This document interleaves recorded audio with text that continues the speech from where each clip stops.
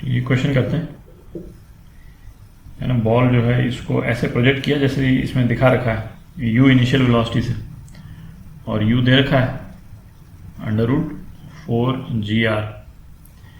अब क्या पूछा, find the angle theta with vertical, कि बॉल कुछ देर बाद सपोज किसी एक एंगल पे पहुंची, एक पोजीशन पे पहुंची जो कि एंगल थीटा बना रहा है वर्टिकल से, ठीक है। बोला है कि वो एंगल बताएं जहां पे टेंशन जो है, यहाँ पे टेंशन, यदि मैं इसको T2 बोल देता हूँ, is half the tension when the ball was at the bottom of the string. मतलब यदि जब बॉल यहाँ पे बॉटम पे थी तो यहाँ पे टेंशन T1 है, तो पूछा है किस एंगल पे T2 जो है वो T1 का हाफ हो जाएगा, ठीक है, ये पता लगाना। तो इन दोनों पॉइंट्स पे जो है वो सेंट्रीपिटल फोर्स की इक्वेशन लिखते हैं।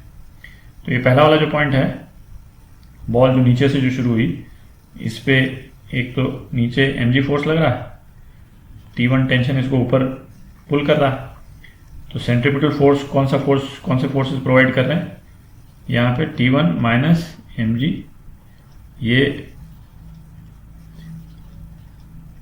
सेंट्रीपिटल फोर्स प्रोवाइड कर रहा है, ठीक है। अच्छा, इसमें u² की वैल्यू डाल ही देते हैं, T1 निकल जाएगा, m के टर्म्स में निकलेगा, बट ठीक है, T1 minus mg is equal to m/r into 4GR, ठीक है। तो T1 कितना आ गया, 5mg आ गया, ठीक है, T1 5mg आ गया। तो T2 जो है एक तरह से यहीं पे लिख देते हैं, T2 5mg/2 हो गया, ठीक है। इसको बाद में यूज करेंगे।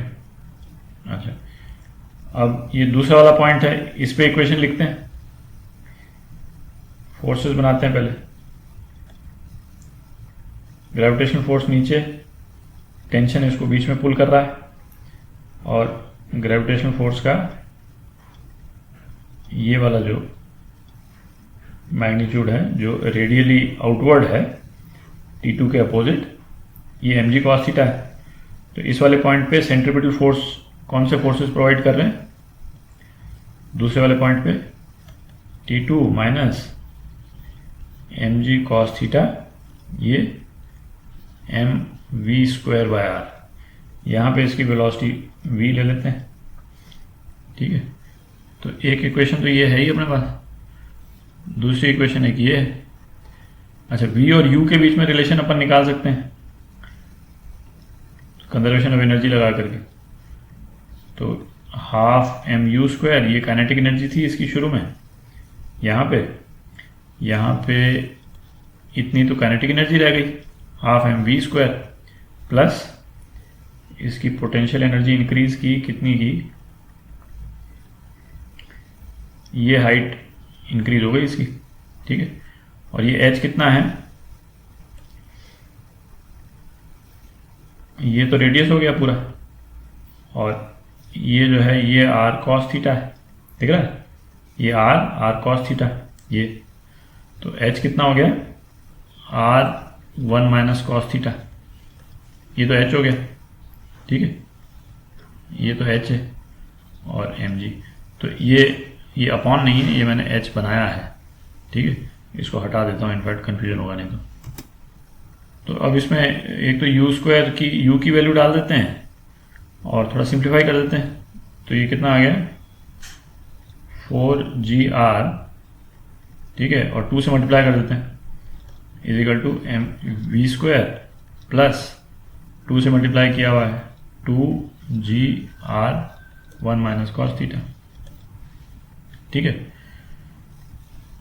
ये हमारी तीसरी इक्वेशन हो गई।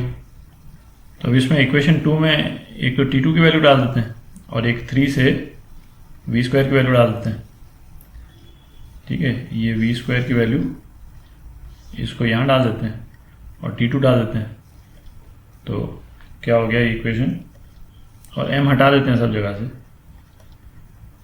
5g/2 minus g cos theta, है ना, ये g cos थीटा हो गया, ये 5g/2 हो गया, इज इक्वल टू